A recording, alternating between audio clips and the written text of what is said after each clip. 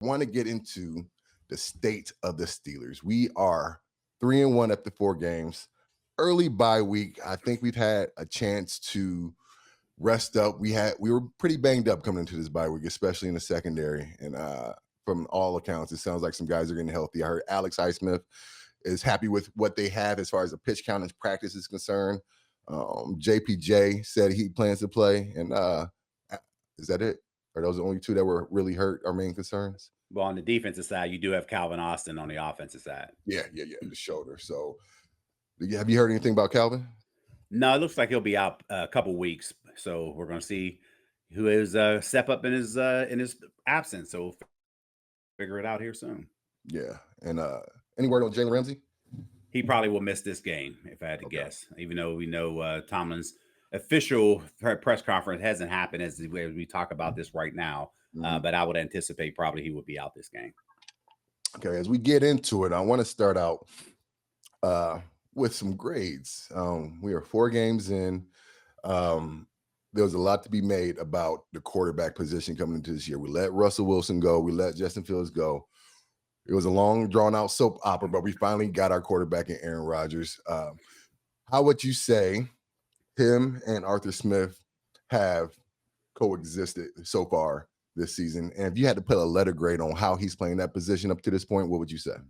Yeah, I would give him an A-. And I know, people, depending on which report you look at, they have him sometimes graded a little lower than that. But based off the way that he was playing and the throws that he made, watching him over the last 4 games, he has done that. And only one questionable one where he was just trying to make a play down the middle of the field in that Seahawks game where he threw that interception to Calvin Austin as he's running that go route in the middle of the field. Outside of that, Aaron has been playing lights out. I like exactly where he's at. And that's why the Steelers are what they in the position that they are in, because he is not going to lose the game.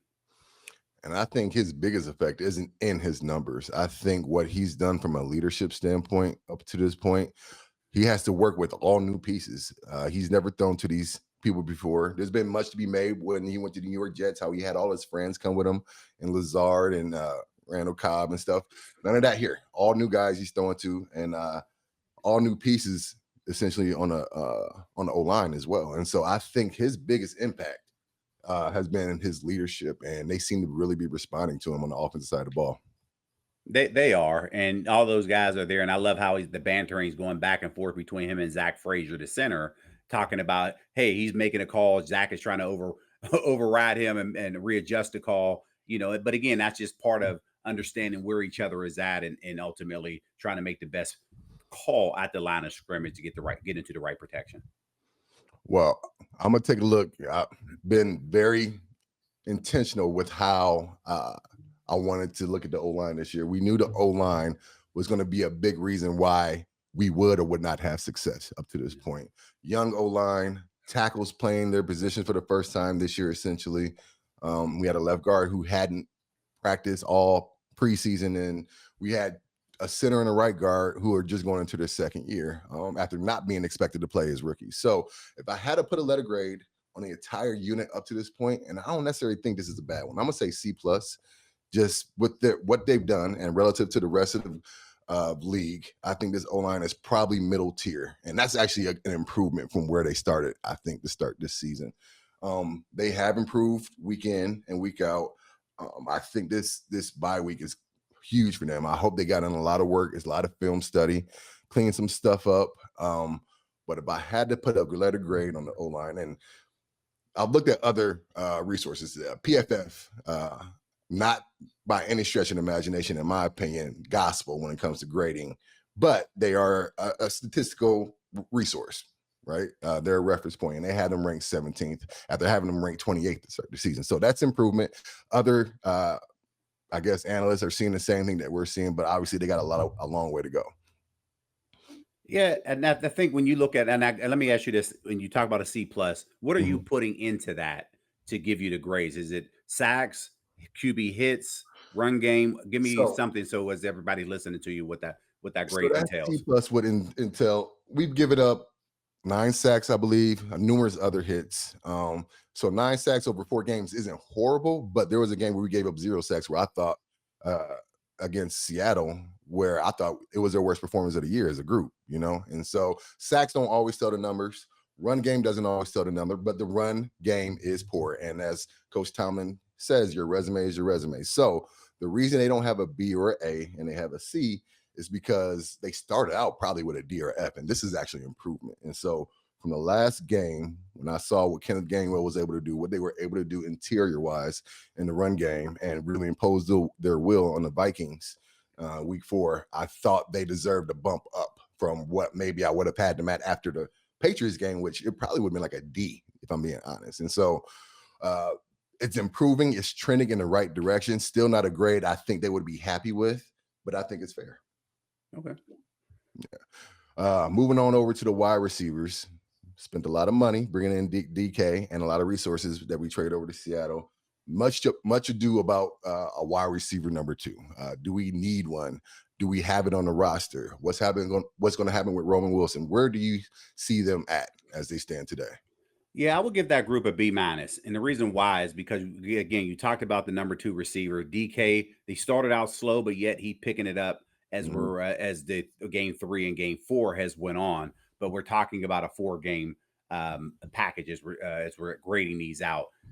Ben Skoranek, really elevated that group when it comes to that. The one Scotty Miller, and again, we need to see more of Roman Wilson. And this looks like it could potentially be the game with Calvin Austin being out, and that's why I'm giving them that B minus up until this point. But ultimately, they have to get better, because if you want to now put fear into those secondaries of your opponents, somebody has to step up continuously that way. And I think they took the step in the right direction in that Minnesota game. And I love where they're going, because ultimately those receivers are blocking, making sure now you're turning those runs from 4-yard gains into 10 plus yards. And that ultimately is a reflection of what happens at the receiver group. Because if you're not able to get those blocks, again, you're only going to have a 5 or 6 yard gain.